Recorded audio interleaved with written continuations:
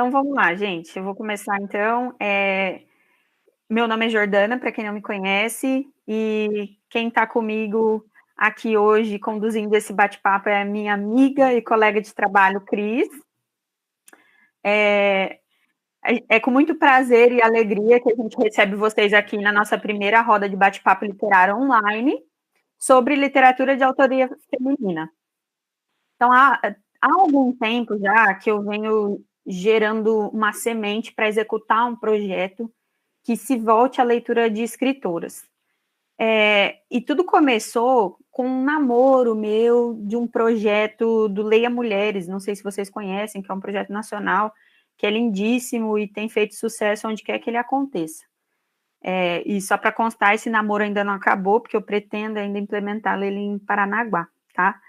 E agora, né, nesse período remoto, durante a pandemia, essa semente, essa ideia, ela recebeu um start, né, de algumas ações como essa aqui que a gente está fazendo hoje, e é por isso que eu acredito que chegou a hora de plantar essa semente e torcer para que ela germine no coração de todo mundo aqui, para que a gente faça isso acontecer. Bom, infelizmente, nós ainda nos deparamos com um mercado editorial restrito, né, no qual as mulheres ainda não atingiram, né, tanta visibilidade. E é por isso que nós nos posicionamos, eu e a Cris, e resolvemos focar nas escritoras clássicas e contemporâneas, que nos deleitam com seus versos e prosa. Então, a gente vai falar a gente pretende falar de várias, né? Então, hoje, para nós, é só o primeiro encontro. Então, nós temos essa pretensão de continuar. E também sem nenhuma pretensão muito puramente acadêmica, né? Nós queremos, antes de tudo, nos posicionar enquanto mulheres leitoras, né? Que leem outras mulheres. E queremos compartilhar com vocês como que nós somos tocadas pela arte de tantas autoras, né, que merecem prestígio e reconhecimento pelo que elas pariram e parem no nicho literário. E hoje começa o nosso bate-papo Elas por Elas, que abre suas portas a todas que queiram compartilhar suas leituras de autoria feminina. E agora eu vou deixar a vez para a Cris, para que ela inicie com a escolha dela da vez, tá bom? Obrigada. Todos estão me ouvindo? Ok. Bom, quero dizer que eu estou muito feliz, porque além de ser a primeira live da minha vida, e a primeira a gente nunca esquece, né? Esse projeto que a Jordana falou algum tempo atrás, eu não sei por que na ocasião a gente não levou essa ideia adiante, mas é um projeto também que eu tenho um carinho muito grande, porque a minha vida como leitora está repleta de autoria feminina. Então, pensando aqui na literatura brasileira, eu sempre li muito Cecília Meirelles, Clarice Lispector, Lígia Fagundes Telles, Lígia Bojunga. Durante muito, muito tempo eu estudei a obra da Adélia Prado, que é uma escritora mineira. Então, durante muitos anos, uns 15 anos, eu só estudava Adélia Prado. E assim como a Jordana pesquisa no doutorado dela uma escritora, eu também, na minha tese de doutorado, pesquisei uma poeta, uma escritora. E aí, então, esse espaço para a gente é muito importante para compartilhar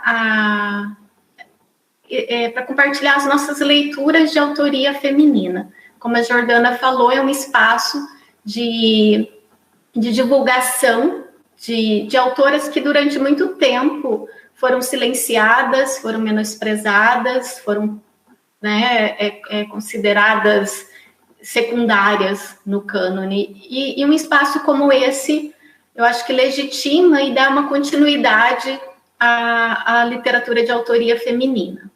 Então, para começar, eu escolhi uma escritora portuguesa, não sei porquê, enfim, entre tantas eu escolhi uma portuguesa, que é a Matilde Campilho, que foi me apresentada, inclusive, por uma aluna, pela aluna Evelyn, que concluiu o curso ano passado, e ela me apresentou uns poemas dessa autora.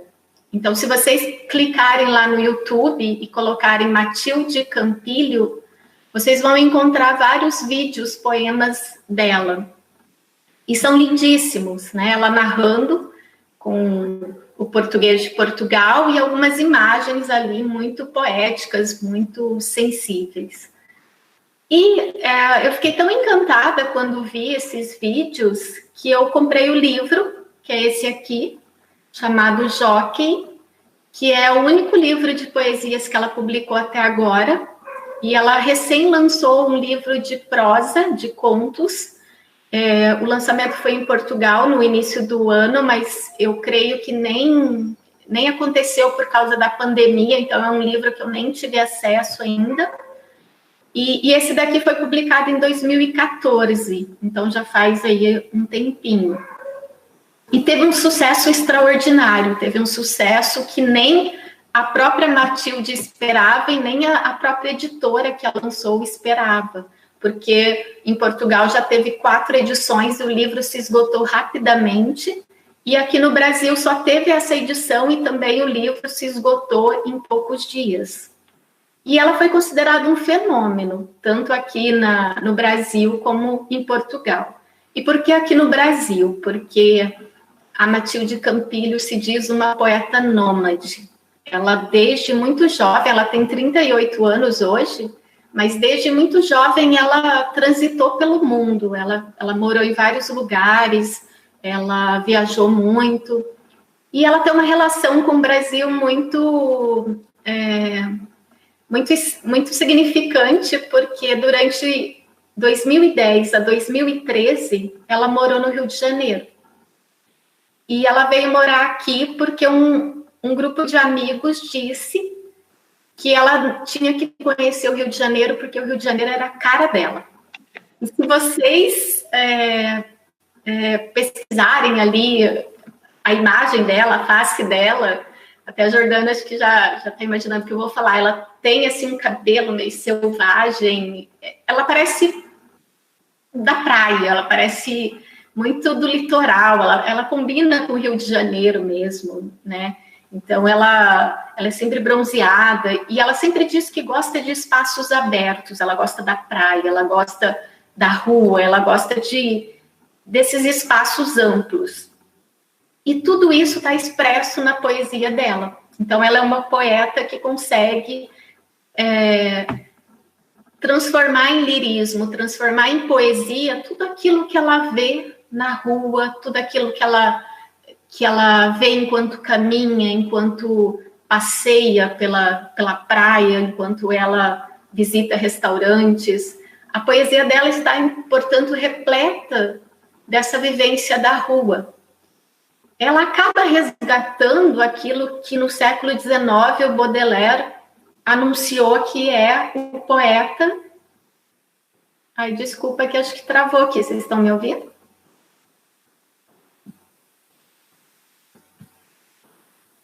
Ai, desculpa, apareceu, ficou tudo preto aqui de repente.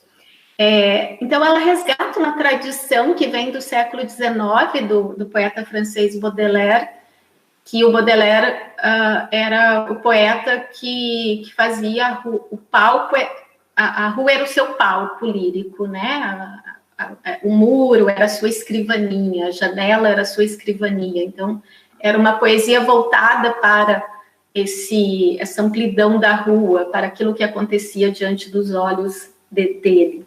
E ela resgata, então, na sua poesia, essas imagens da rua. Tanto que, ao ler os poemas, e esse livro aqui é muito interessante porque ele tem poemas em prosa também, e mesmo os poemas que têm mais a divisão dos versos, ao ler a gente sente que é muita oralidade. Nós sentimos que é uma poesia que quase nem tem a pontuação, né? Então você vai lendo como se fosse prosa mesmo, apesar de às vezes ter a divisão dos versos. E é muito interessante porque os poemas parecem conversas. Ela usa muito, escute lá. Veja lá.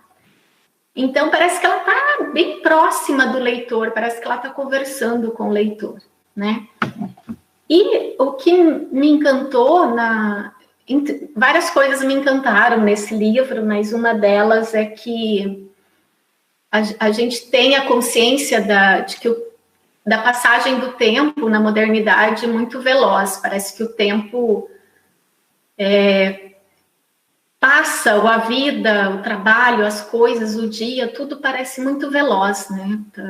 Tudo apressadamente. E aí ela fala muito desse tempo que voa, da efemeridade das coisas, da rapidez das relações humanas, da rapidez daquilo que ela vê, daquilo que ela vivencia num dia.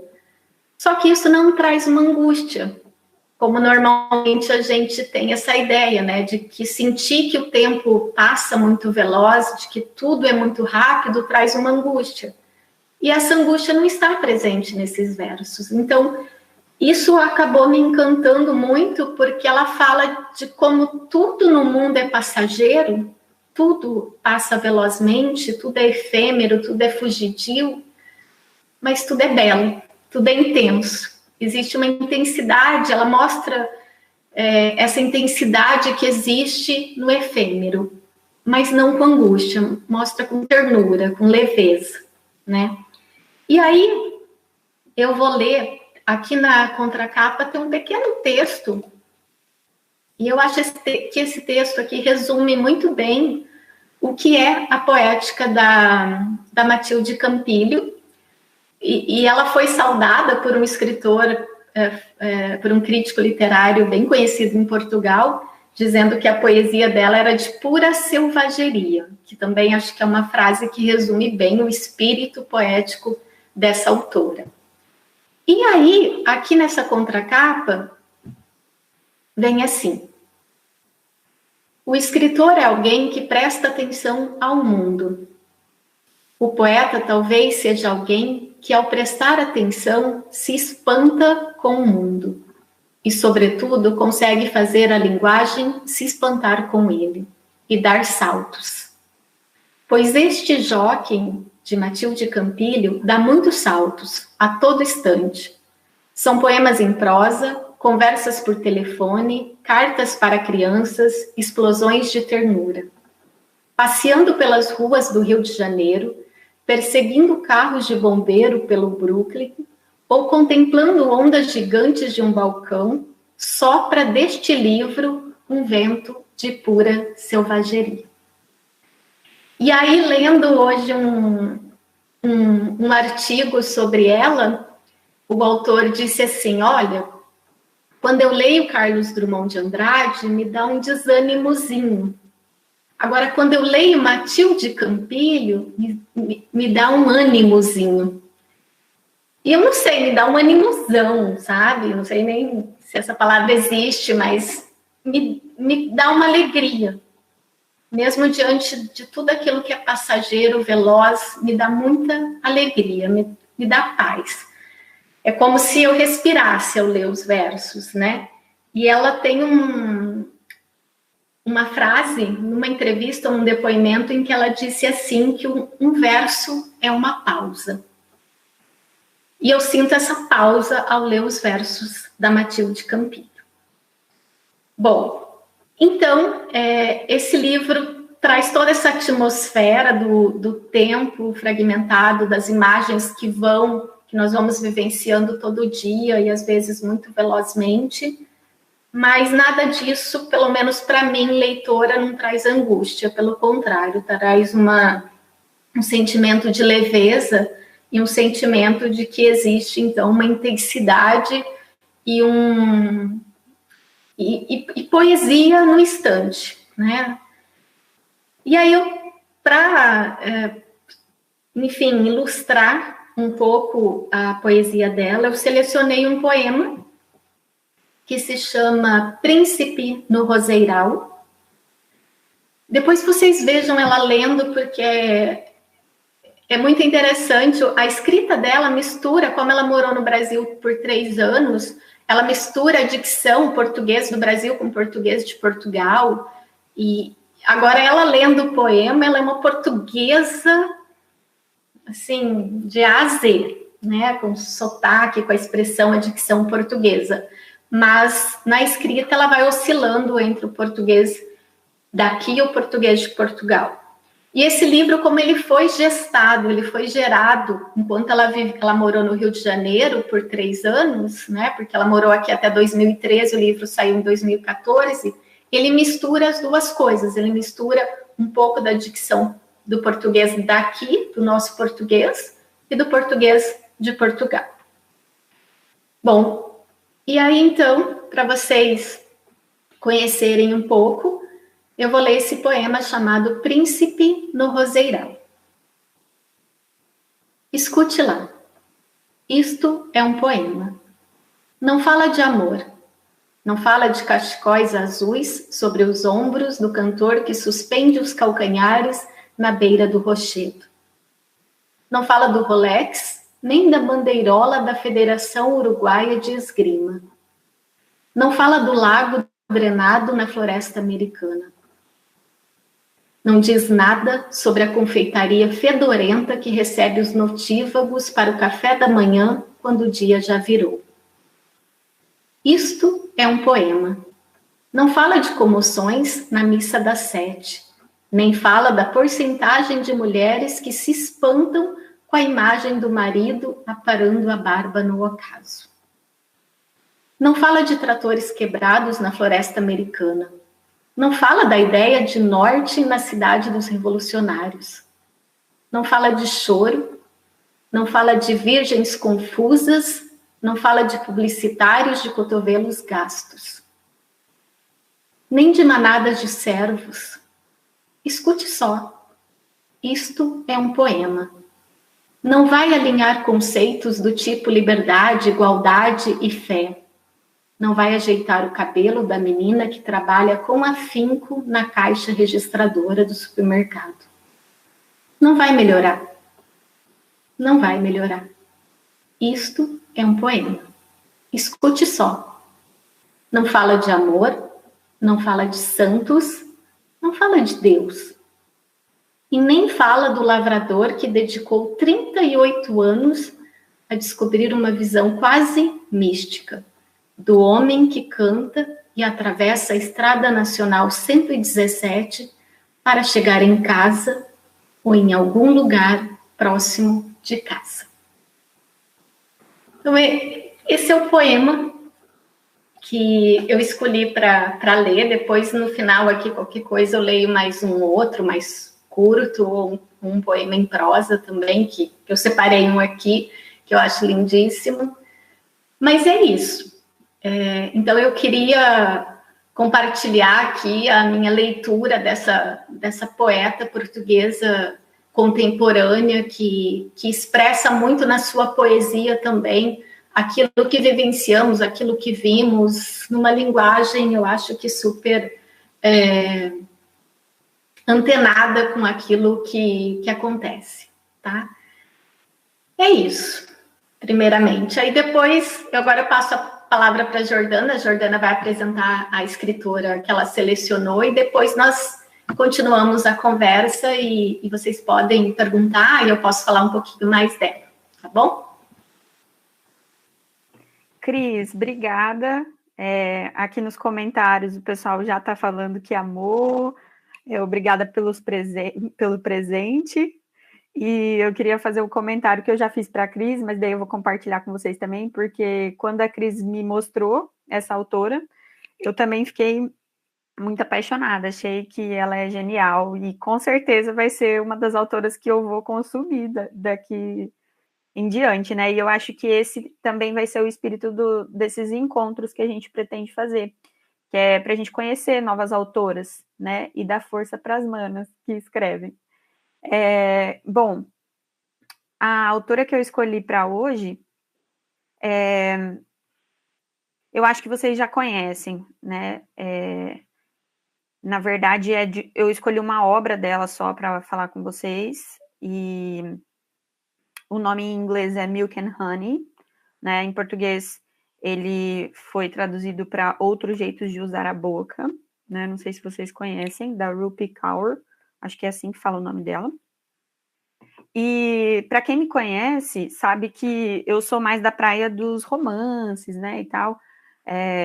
Eu me debruço mais, gasto mais minhas energias acadêmicas, digamos assim, nos romances. Mas eu também consumo poemas, né? Menos que romances, eu confesso, mas eu consumo sim. E é muito interessante pensar como que os poemas eles me perseguem quando eu fico muito tempo sem procurá-los, assim, né? E é curiosíssimo como que nos lugares mais improváveis, para mim, pelo menos, eu de repente sou pega de surpresa pela poesia, por algo poético ou por poemas, né, por versos. E eu queria ler para vocês, eu vou começar já lendo um poema dessa obra, né, que foi o primeiro poema que me impactou, e eu nem estava com a obra na mão, assim. O que aconteceu é que foi pelo Instagram, que eu vi o poema e de cara já foi foi uma experiência bem singular para mim. Eu vou ler para vocês agora o poema, o nome dele é Como Ele Me Toca. Ele tocou meu pensamento antes de chegar à minha cintura, ou meu quadril, ou minha boca. Ele não disse que eu era bonita de primeira. Ele disse que eu era extraordinária. Esse é o primeiro poema. Bom, isso na verdade aconteceu, esse primeiro contato que eu tive com esse poema foi em 5 de julho de 2017, né, que foi bem na época que o livro estourou no Brasil. E aqui no Brasil ele foi publicado por uma editora chamada Editora Planeta, tá? Que inclusive essa editora na época enviou várias cópias para YouTubers promoverem, né, outros jeitos de usar a boca, enfim, YouTubers conhecidos e muito consumidos pelo público, como Juju e tal. Eu até assisti a um vídeo dela da época, esses dias que eu estava me preparando para falar com vocês aqui. Enfim, e essa edição que eu tenho, que é de 2019, é a 38ª edição. Ou seja, uau, ela explodiu mesmo. Mas, enfim, eu quero ir para o início da publicação, que essa foi a primeira obra que ela publicou, que ela foi rejeitada por todas as editoras. E é curioso pensar, porque antes disso ficar mais formal aqui, embora esteja num ambiente mais informal, mas antes da gente até começar essa gravação, a gente estava num bate-papo com quem chegou antes, e a Maria de Fátima estava falando, né, sobre uma disciplina que a gente faz juntas, inclusive, e que a nossa professora pediu para que a gente assistisse Mary Shelley, né, e conta um pouco a história da escritora, e como ela teve dificuldade também com o mercado editorial daquela época. E a Rupi também teve em 2017, né? Na verdade, ela começa desde 2014 as tentativas de publicar, e as mulheres, elas recebem muitos nãos há muito tempo, né? Enfim, para terminar a história da Rupi, né, dessa saga de tentar publicar a sua primeira obra, ela foi rejeitada e aí ela resolveu que ela ia se autopublicar.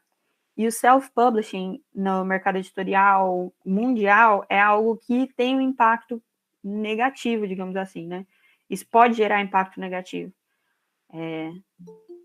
Do tipo, até no meio acadêmico brasileiro, digamos assim, quando você se autopublica, você paga para publicar o que você escreveu, você já fica assim, né? Não sei se é bom. A pessoa está pagando para se publicar, enfim. E isso é até um outro tapa na cara quando a gente vai conhecer a história dela, porque quando ela resolve se autopublicar é porque ela não estava sendo levada a sério. Não sabemos direito, né, por que exatamente. Tá? A gente tem alguns guesses aí, né? A gente pode chutar o porquê, mas, enfim, ela foi lá e, bom, não estão me levando a sério agora. Eu não tenho nada a perder, então, porque se eu me autopublicar e não me levarem a sério também, eu não vou ter saído do mesmo lugar que eu estou, né?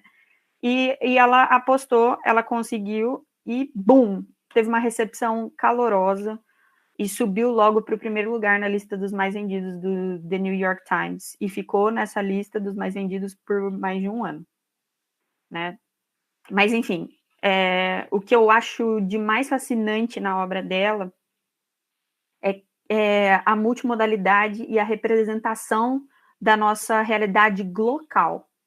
Né? Multimodal por quê? Porque o que faz a obra dela inteira são inúmeros fragmentos, né, que se encaixam enquanto imagens, versos livres, prosa, dramatização feita por ela própria. Ela é o seu próprio canvas, né? Ou seja, ela tem um tour mundial, por exemplo, que ela recita os próprios poemas e é uma coisa lindíssima. Eu vou até deixar um link para vocês aqui de um vídeo do TED Talks, eu acho que ela foi.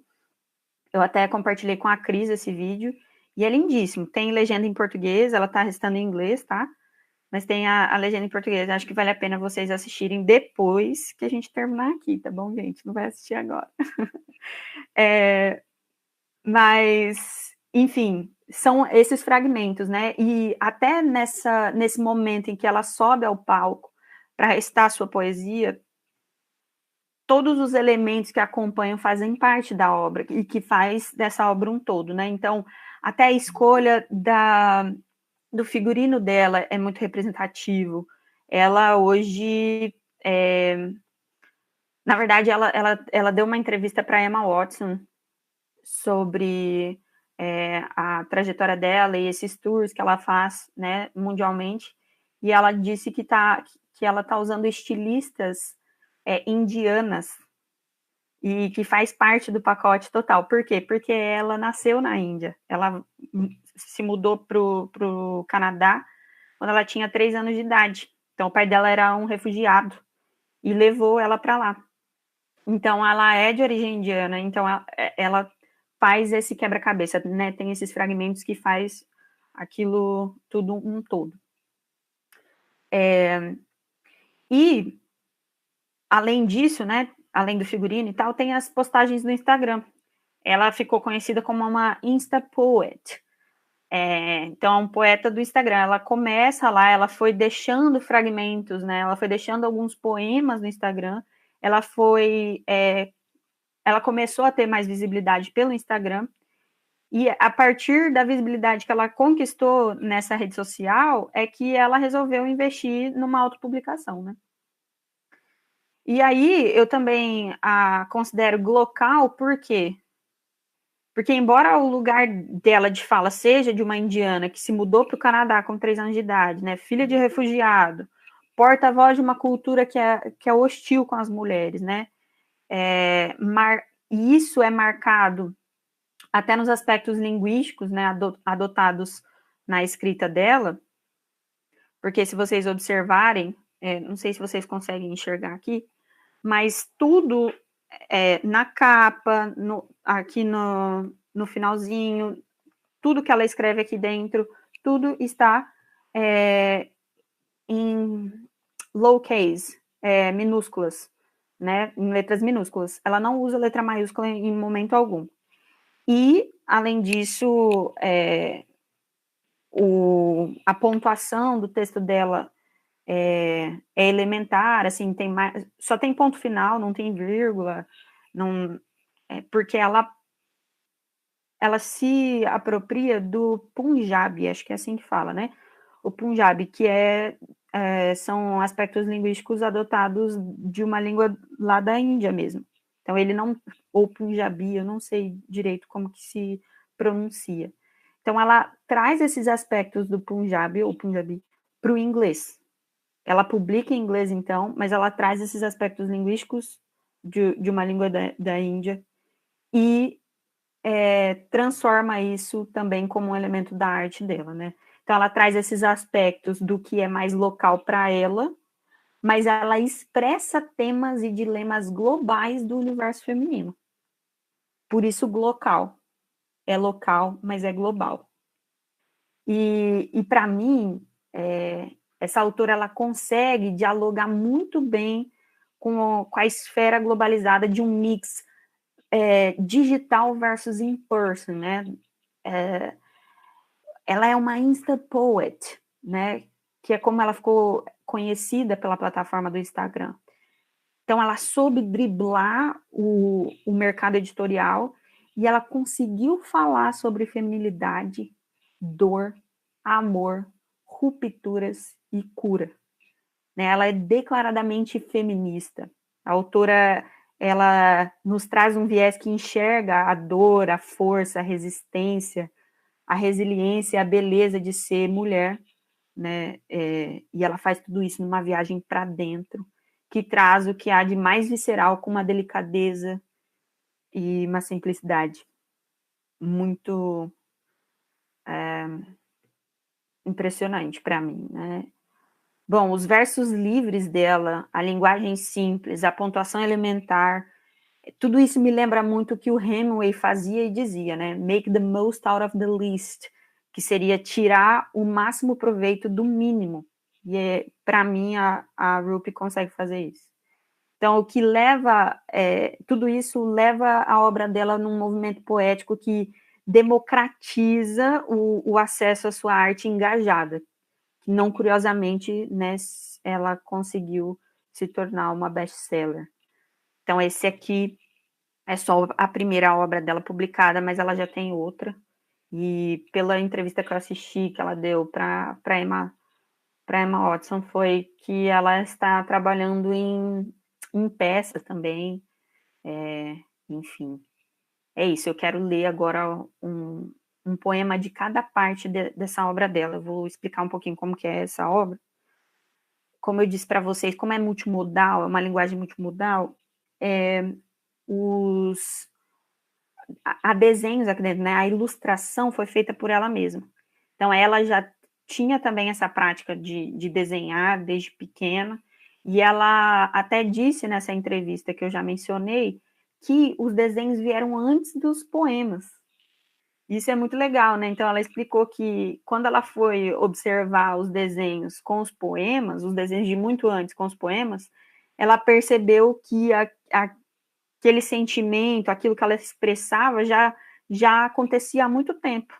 E aí ela conseguiu casar com os poemas dela, né?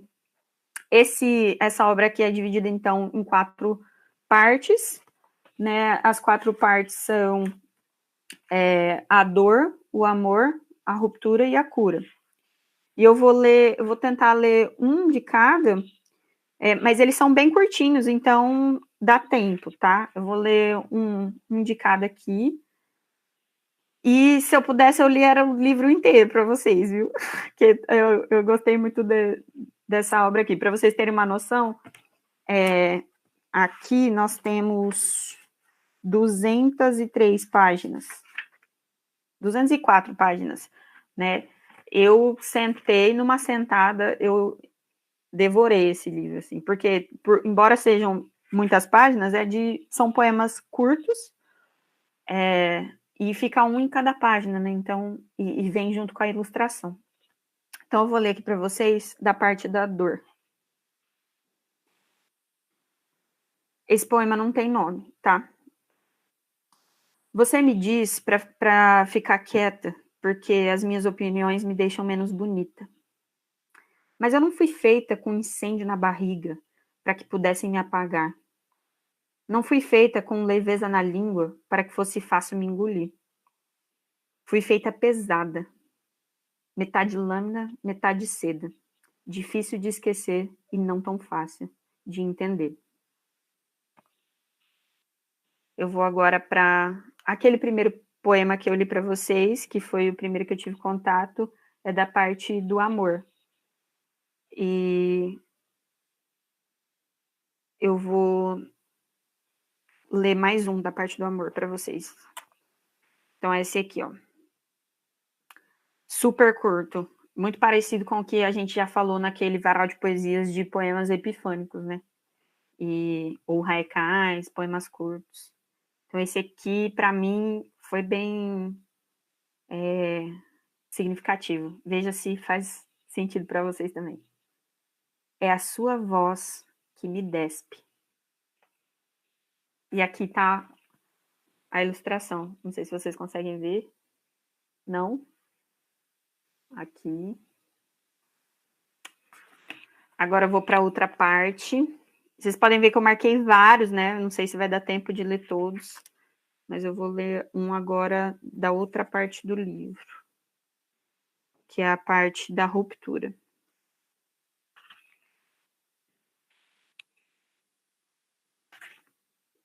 Aqui.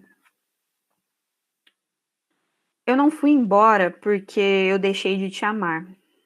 Eu fui embora porque quanto mais eu ficava, menos eu me amava.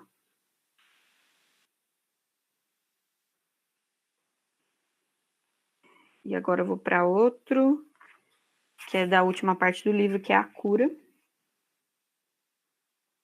eu achar aqui para vocês.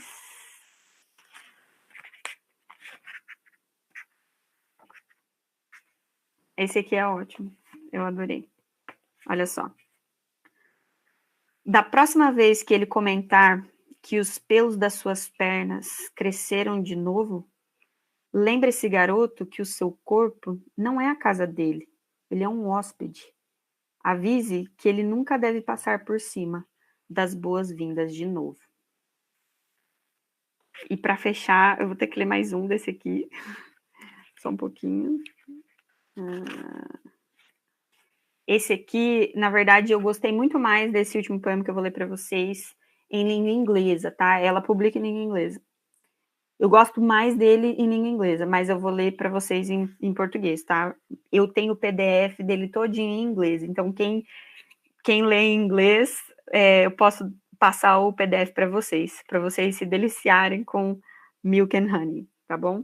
Então, para terminar, o nome desse poema é Mulheres de Cor. Nossas costas contam histórias que a lombada de nenhum livro pode carregar. Mulheres de Cor. E é isso, esse era o meu sharing de hoje, meu compartilhamento. E aí a gente quer abrir agora para um bate-papo mesmo. E feel free, sejam livres, podem conversar com a gente, tá?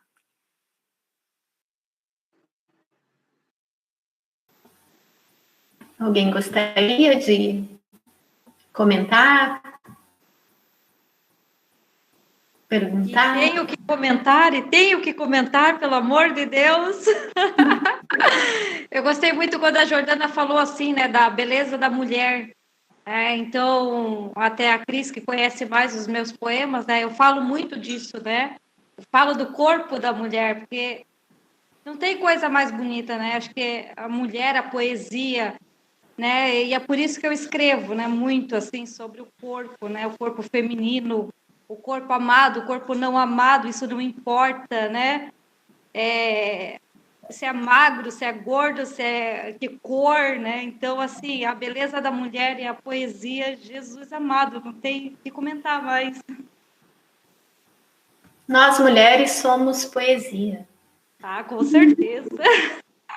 E se me permitir, depois eu quero ler a minha poesia. Eu também, assim, eu fiquei muito encantada quando a Jordana me apresentou essa autora. Eu tinha ouvido falar vagamente o nome, mas nunca tinha lido nada. E eu fiquei impressionada, porque eu gosto muito dos poemas epifânicos, eu gosto muito de haikais. E eu estava até achei um aqui da Matilde também, um haikai. E o haikai, ele tem, né? A Jordana leu aí, para mim, todos eles são muito epifânicos, Jordana. Até um pouquinho mais, os poemas um pouquinho mais extensos também são epifânicos. E eu estava pensando aqui, né? A Matilde não tem essa epifania tão presente no poema todo, mas eu acho o final dos poemas da Matilde muito epifânicos, porque eles acabam abruptamente com uma imagem que não tem nada a ver, parece, aparentemente, com aquilo que ela disse anteriormente, mas eles acabam meio tão assim, inesperadamente, que quando eu leio me deixam em suspense. É como se ela me deixasse sem um chão, porque tá sem sentido ali, né? E Essa autora indiana, eu fiquei encantadíssima com o vídeo. Vejam o vídeo que a Jordana postou aí, o link. Ela é um encanto lendo os poemas. Ela toda é uma poesia. Isso que a Anne falou, né? Como o corpo pode ser poético, a voz pode ser poética. E ela é um estrondo de poesia. É verdade. Acho que o Fê tinha ligado o microfone dele, ele queria falar alguma coisa, Fê? Eu tinha mesmo que comentar. Boa noite para vocês. Desculpa. Agora estão me ouvindo? Não. Parece que seu microfone fica ativando e desativando, assim, sabe?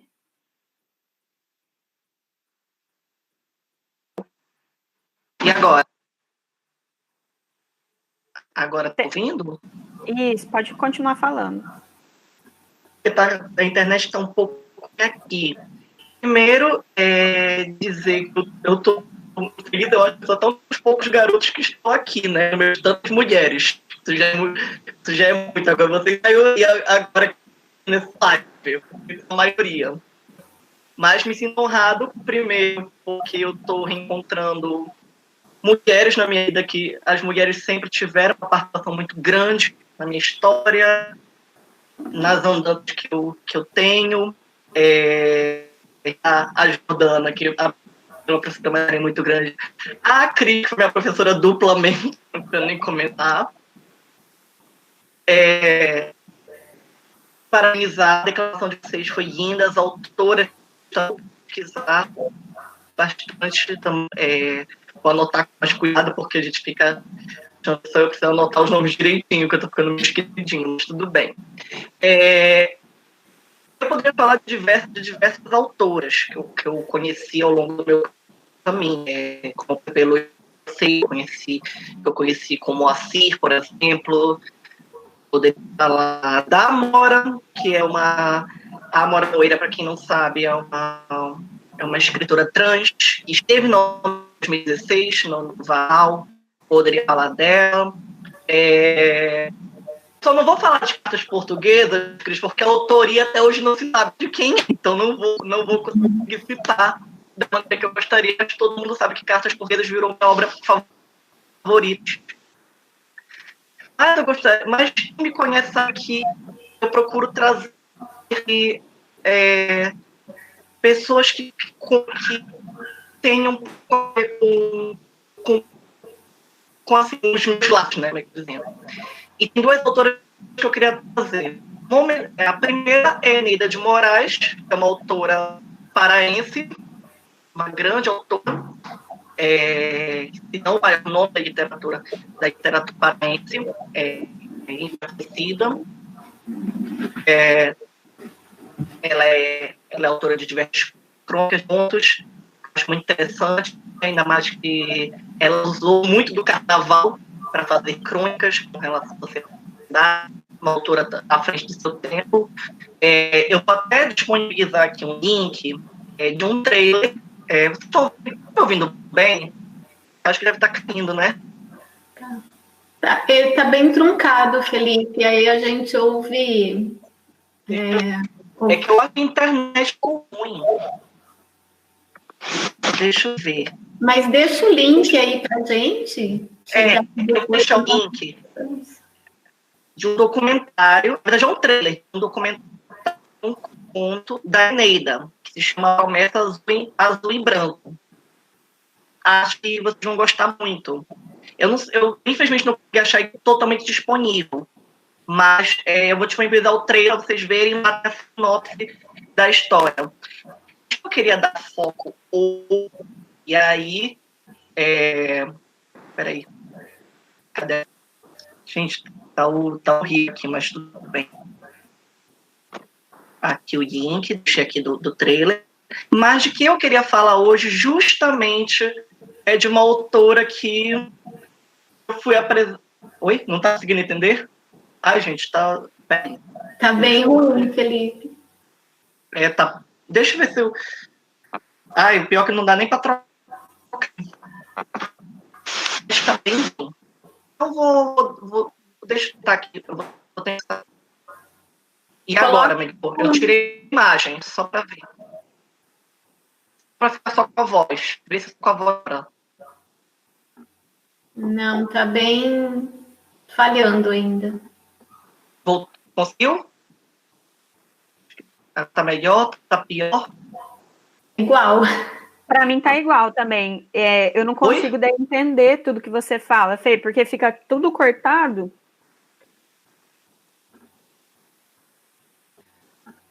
Deu para entender. Gente, a internet. Não, mas só pensar, já que o tá... Hã? Não, fica tranquilo que deu para entender que você quer compartilhar uma escritora paraense, que eu não compreendi o nome, mas que você vai deixar o link aí do documentário para a gente depois assistir. Sim. Mas eu queria dar... Não vou conseguir, acho que qual da internet que está um pouco ruim. Eu queria falar justamente da Júlia da Costa. Ah, sim. Que é uma autora.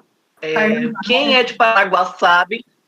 Sim. A avenida não é a rua Júlia da Costa, tá? Por favor. Eu estou falando da autora mesmo. Porque quem é panguara só associa ela à rua, mas não sabe a importância da Costa. Quem foi Júlia Costa? Tanto que até foi difícil até para mim, enquanto a gente estava conversando, até achar um escrito que eu pudesse compartilhar com vocês, porque a história dela realmente foi muito apagada. A história dela ela era uma mulher à frente do seu tempo, ela viveu um romance proibido, tipo Mariana também, viveu um romance meio que proibido. Ela foi mais ousada, ela escondia as cartas delas em árvores, ela arranjou algum jeito de deixar umas cartas escondidas pro Benjamin Corvani. Eu não sei pronunciar o nome dele, mas é Benjamin o nome dele. Mas ela foi casada, viveu parte da vida dela em São Francisco do Sul, que é em Santa Catarina, mas recomendo muito a história dela.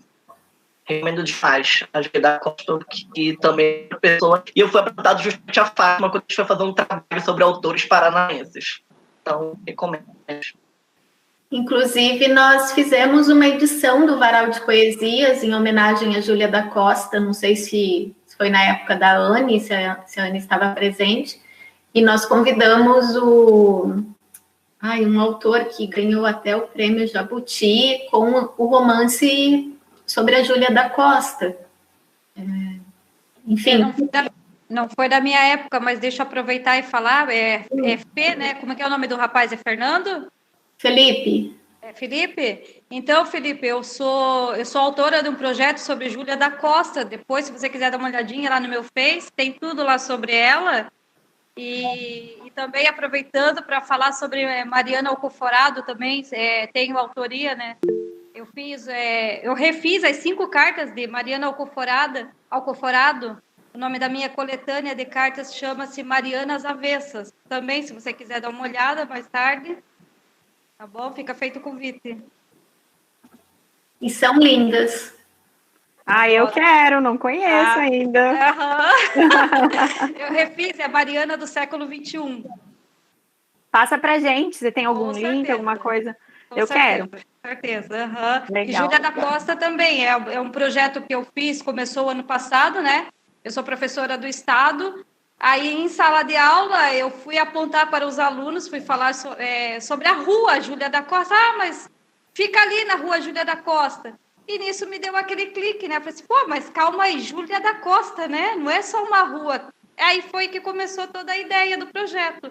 E foi assim, uma coisa assim, que tomou uma dimensão tão grande, uma coisa tão grandiosa, que tem projetos para 2021 já em cima disso, sabe? Em cima do meu projeto. Então, assim, uma coisa esplendorosa mesmo. Então, assim, Júlia da Costa, para quem quiser também mais informações, no Instituto Histórico e Geográfico daqui de Paranaguá, que foi lá que eu fiz toda a pesquisa, né?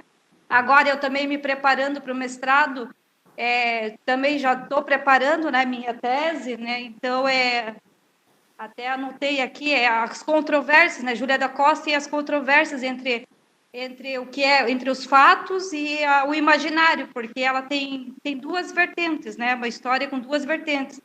Então, claro que aquela que faz parte do imaginário sempre é melhor, né? Do que os fatos reais. Então, eu busco essas, né? Do imaginário. E como poetisa também, né? Não podia escapar disso, não podia fugir disso, né? Mas tá aí, eu passo para vocês, tá bom? Sim. A Júlia da Costa é uma escritora fantástica, extraordinária. Eu só queria voltar no começo da fala do Felipe, que ele enfatizou que ele é o único homem presente aqui na conversa, né?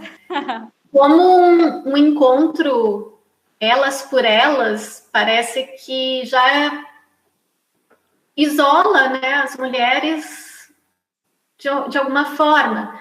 A gente participou, né, Jordana, não sei se mais alguém está aí, sobre um seminário, Mulheres na Literatura, na História e nas Artes. A Larissa está aí. A Larissa participou, a Larissa Belém. Isso, então a gente participou no final do ano passado. A Larissa Teodoro também. A Larissa está aí, que bom. E eu me lembro que um dos participantes disse assim que ele ficou em dúvida se homem podia apresentar no evento. E aquilo eu achei muito estranho, não sei se você lembra, Jordana, e as meninas lembram, mas né, como assim? É um seminário sobre a representação das mulheres na história, na literatura e nas artes, mas como só as mulheres podem falar das mulheres, né? Ou dessa representação. Cris, o Marlon também está aí, tá? Ele está reclamando aqui que ele desculpa, Marlon, é que eu não consigo. Eu não sei mexer muito bem no layout aqui da plataforma, então eu não consigo ver todo mundo. Mas como às vezes um projeto como esse causa até uma certa exclusão sem querer, né? E uma outra coisa que eu ia falar é que muitos acabaram me perguntando antes do evento se era alguma coisa relacionada não sei se perguntaram a você, Jordana, mas alguma coisa relacionada à representação de gênero, à crítica feminista. Então, lógico que esses temas estarão presentes em algumas autoras. A Jordana ilustrou aqui uma autora indiana que trata, né, transversalmente um pouco disso e diretamente disso, mas o foco não é necessariamente, obrigatoriamente, a representação de gênero ou crítica feminista, e sim a literatura produzida por mulheres, a literatura de autoria feminina. Isso. Então, em alguns encontros, a gente vai trazer aqui autoras que expressam a relação de gênero, mas esse não é o foco principal. O foco principal é divulgar mesmo a literatura de autoria feminina e mostrar como as mulheres tratam dos temas mais diversos que existem, tá? E todo mundo é bem-vindo, inclusive os homens nesse grupo. Com certeza, Cris. E só para complementar, é que o nome Elas por Elas, a gente chegou nesse nome por quê? Porque a gente queria falar de autoras, mulheres, e quem está conduzindo é a Cris e eu. Então, elas, as autoras, por elas, Cris e Jordana. Mas não porque é só as mulheres que vão discutir, né? Então, isso já fica posto para que vocês divulguem, né? Para os meninos, para os homens, que eles podem participar, sim. Inclusive, eu acho que até pensando por um viés até de engajado, né? Na luta pela visibilidade das mulheres enquanto autoras, os homens precisam ser leitores de autoras, né? Então, acho que é muito legal, é muito positivo que os homens participem, né? Nós precisamos nos juntar, não nos separar mais, né? É isso. Legal. Eu tenho uma pergunta para fazer para a Jordana a respeito da escritora. Eu vi, ela me enviou alguns poemas e algumas ilustrações. Ela tem alguma formação na área de desenho, de gravura, pintura, ou naturalmente isso foi aparecendo na produção artística dela. Então, Cris, eu não fiz uma pesquisa biográfica tão a fundo assim, né? Mas pelo que eu encontrei sobre a Rupi, me parece que desenhar foi algo desde a infância, né? Eu acho que tem até uma frase emblemática da mãe dela, né? Que ela fala assim, não com essas palavras, vou tentar trazer o sentido, que eu só lembro da fala em inglês mesmo, mas ela diz que ela dá um lápis na mão da Rupi e fala, desenhe o que o seu coração diz, ou expresse o seu coração aqui, alguma coisa assim, sabe? E aí, desde então, ela começou a desenhar. Então, ela, de formação acadêmica, deixa eu até ver se tem aqui na aba do livro dela, mas eu acho que ela não está em nada relacionado a desenho ou design, alguma coisa assim. Eu acho que ela é das letras mesmo, né? Liberal Arts, alguma coisa assim. Mas eu não sei dizer, a gente pode até olhar. Mas ela desenhou, aqui diz o seguinte, ela desenhou até os 17 anos. Em 2009, quando passou a se dedicar mais à escrita e às performances, em novembro de 2014 publicou seu primeiro livro. É o que tem aqui no livro dela. Mas é a única coisa que eu sei relacionada à prática de desenho dela. Não sei se alguém mais conhece ela aí mais do que eu. Pode responder. Eu não conheço muito mais, mas eu conheço ela um pouquinho e até apresentei para o Felipe esses dias, que eu vi um teste meio bobinho na internet. Era para ver qual era o seu signo literário e caiu a Rupi para mim e eu simplesmente adorei. Que legal. Eu apresentei a Melissa está falando aqui que ela é formada em retórica e escrita mesmo, ela não tem formação em desenho. Legal. Já que ficou um pouquinho de silêncio, assim, deixa eu aproveitar, né? Eu não sei, eu sei que não é muito tempo e eu também não vou fazer uma fala muito longa, mas eu acho que, já que a Cris não tocou no assunto, eu acho que eu vou tocar um pouquinho no assunto e trazer uma escritora que eu amei conhecer, que é, inclusive, aquela que eu estou estudando, analisando no meu mestrado, que eu e a Cris temos em comum, que é a Sofia de Mello. E o que me chamou a atenção na Sofia, quando eu li os primeiros contos dela, né, fui apresentada aos contos, foi a forma como ela tratava dos problemas que existem na sociedade em geral, né? E, assim, a Sofia de Mello, ela é uma escritora portuguesa, poeta portuguesa, e ela sempre lutou contra o direito da mulher, e inclusive ela era contra a ditadura do Salazar, que permeava lá, estava reinando em Portugal lá no século XX. Mas, distanciando um pouco do fato da política, e dela ser muito, né, incluída, estar muito dentro da política, eu queria trazer um outro olhar para a Sofia, né, que seria através do olhar que ela traz para a sociedade, que ela fala dos problemas sociais, morais, não só na poesia, como também nos contos. A poesia, a Sofia, na verdade, ela é uma mulher, eu digo, deslumbrante. Tanto a poesia quanto a prosa dela abrange, assim, de tudo que pode ser dito. Como disse o próprio Camilo Peçanha, no poema Branco e Vermelho, ela traz imagens fortes e imprevistas durante a sua escrita. E, inclusive, eu queria até fazer duas interligações com uma poesia dela e com um conto. A poesia seria As Pessoas Sensíveis. Tem como eu ler o poema? Então tá. As pessoas sensíveis. As pessoas sensíveis não são capazes de matar galinhas, porém são capazes de comer galinhas. O dinheiro cheira a pobre e cheira a roupa do seu corpo. Aquela roupa que depois da chuva secou sobre o corpo porque não tinha outra. O dinheiro cheira a pobre e cheira a roupa, que depois do suor não foi lavada porque não tinha outra. Ganharás o pão com o suor do teu rosto. Assim foi-nos imposto.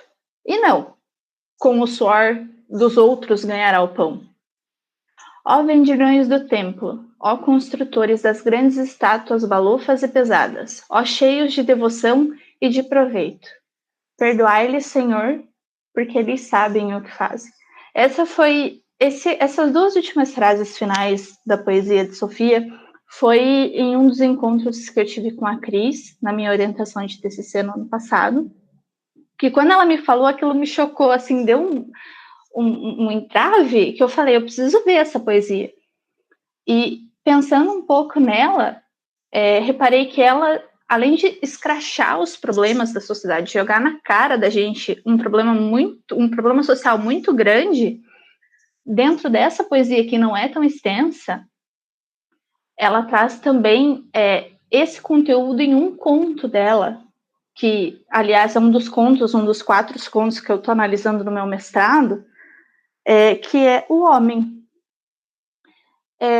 Ele é um dos meus contos preferidos dela, e esse conto começa numa tarde de novembro, numa cidade, e ela descreve um homem como um mendigo, mas ele era belo. Ele levava uma criança no colo, igualmente bela. E, a certo momento, o homem olha para o céu e se questiona por que o pai o abandona. Ou seja, ela faz essa ligação relembrando a Jesus Cristo, a figura pública de Jesus Cristo. Aí, nesse conto, é referido também à agitação da cidade, que impede ela de chegar ao homem, porque ela queria muito chegar perto desse homem. E numa dada altura, quando ela está quase chegando perto, o homem cai no chão, esvaziando-se em sangue. Aí, no final do conto, a autora acredita que o homem ainda continua andando pelas ruas, pois, apesar do tempo, continua a haver indiferença perante estes casos de pobreza. Então, eu acho muito tocante, porque as pessoas não ligam para o outro, para o pobre, não enxergam, não só o pobre, mas não enxergam o fator social, a indiferença social. Então, eu acho que falar de Sofia é como se você descrevesse todos os problemas do mundo e quisesse arrumar todos esses problemas também. Eu acho que ela traz eu acho que ela é uma escritora que acaba trazendo muita liberdade e muita força na sua poesia. Tanto a poesia quanto os contos, eu acredito que ela é sim capaz de mudar o mundo. E uma das coisas que eu lembro que a Cris falou no dia da minha banca de TCC é que se todo mundo lesse Sofia, com certeza todas as pessoas seriam um pouco melhores, né? Eu lembro, isso foi uma das coisas que me marcou muito. Então, eu acho, assim, que vocês, né, deveriam conhecer Sofia de Mello, uma escritora portuguesa. Ela é uma escritora maravilhosa, como qualquer outra escritora, e ela é muito especial, não só para mim, mas eu espero fazer ela também ser especial para vocês, sabe? Porque ela é uma autora extremamente maravilhosa. Acho que seria isso. Muito bom, Maria de Fátima. Acho que muita gente aqui já conhecia a Sofia por conta da Cris, né? E agora a gente tem mais você para disseminar aí a obra da Sofia de Mello. Eu queria abrir aqui também para a Anne de novo, se mais alguém quiser falar mais alguma coisa e compartilhar alguma autora também. Mas eu acho que não é todo encontro que a gente tem uma autora conosco, né, para ler da sua própria poesia para nós. Então, eu convido a Anne novamente para compartilhar com a gente aqui. Tá ótimo, agradeço, né? Já deixa eu agradecer antes, tá? Maria, obrigada pelas mensagens aí, tá? Ela mandou umas mensagens lindas para mim aí pelo chat. Obrigada, Cris, pelo convite. Jordana, né, que nós conhecemos, não sei se ela lembra de mim, mas nos conhecemos muito pouco, né? E espero que tenha mais desses encontros, né? Achei maravilhoso, não queria que acabasse esse. Tá, Cris, me convide sempre, por favor, tá? Eu quero contribuir no que vocês precisarem, tá? Eu tenho também, assim, eu sou autora de muitos projetos, né, de literatura, A maior parte deles é de literatura, então, assim, quando vocês precisarem, tá? Os meus projetos são todos registrados, mas eu abro, né, para vocês aí, tá bom? Mas, assim, ó, contem comigo mesmo, tá? Eu vou ler, então, uma poesia minha, que eu sei que é a poesia que a Cris mais gosta. Chama-se Vinho. Que de todos os prazeres da vida, meu corpo seja teu vício. Que se embriagues de mim, como o vinho que bebes, me tome a noite toda. Sacie-se de mim, sem culpa me devores. Venha sedento, sou teu cálice, vinho suave aos teus lábios. Da safra desconhecida, da uva que comes, engole por inteira. Dela aproveita cada pedaço, come e bebe, carne e vinho. Faz festa em mim, escorre agora o vinho, delineando o meu corpo. Perco os sentidos. Tua boca insaciável vem procurando cada gota do vinho. Aí, pessoal, para vocês. Lindo! Desmutando aqui para falar, meu Deus do céu, que perfeição, moça. Que bom que gostaram, que bom. Eu acho que você já tinha declamado esse poema num varal, não foi? Porque eu conheço esse poema. É lindo, é verdade. Gente, só coisa linda. Eu vou disponibilizar os links para vocês. Ontem que eu criei, na verdade, uma página, então eu estou mexendo neles, assim, sabe? Tô criando, assim, umas coisas bem legais, sabe? Com figuras, com imagens, assim. Aí quero disponibilizar o link também para vocês das cartas de Mariana Alcoforado, né? No caso eu, né? Mariana às avessas, tá bom? E o que eu puder contribuir, pessoal, mas assim, contem comigo mesmo. Ficarei triste se vocês não me procurarem, viu? Não, pode deixar que não vamos esquecer de você, Anne. Tá ótimo. E eu agradeço muito a sua participação. E fica também aqui, né? Não para esse encontro, que acho que a gente já vai encerrar por aqui, mas no próximo, se alguém quiser compartilhar uma escrita sua, quiser compartilhar um poema, quiser compartilhar uma história que escreveu, às vezes uma história muito extensa, a gente não tem o tempo necessário, mas se quiser contar, enfim, da sua experiência de escrita, eu acho que isso é bem legal, né? Legal você falar disso, da experiência de escrita, né? Assim, para mim é muito fresco ainda, eu comecei aos 13 anos, né? Mas parei por muitas coisas que foram acontecendo por esse caminho da gente, né? Nossa vida é complicada, né? No geral né?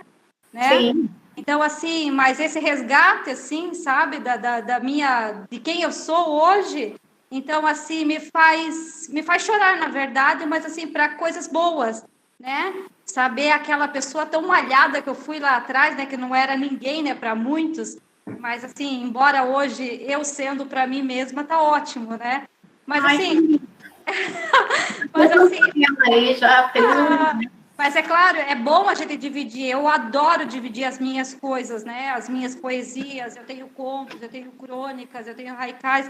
Então, assim, eu tenho muita coisa, sabe? Não é falta de humildade o que eu estou colocando aqui, mas é na intenção de poder partilhar com vocês, tá? Tá. A gente, então, agradece. Fica o convite para os próximos encontros, se alguém quiser compartilhar a sua escrita. E no próximo, será mais ou menos nesse mesmo formato, ou talvez a gente vai aqui, né, Jordana, pensar.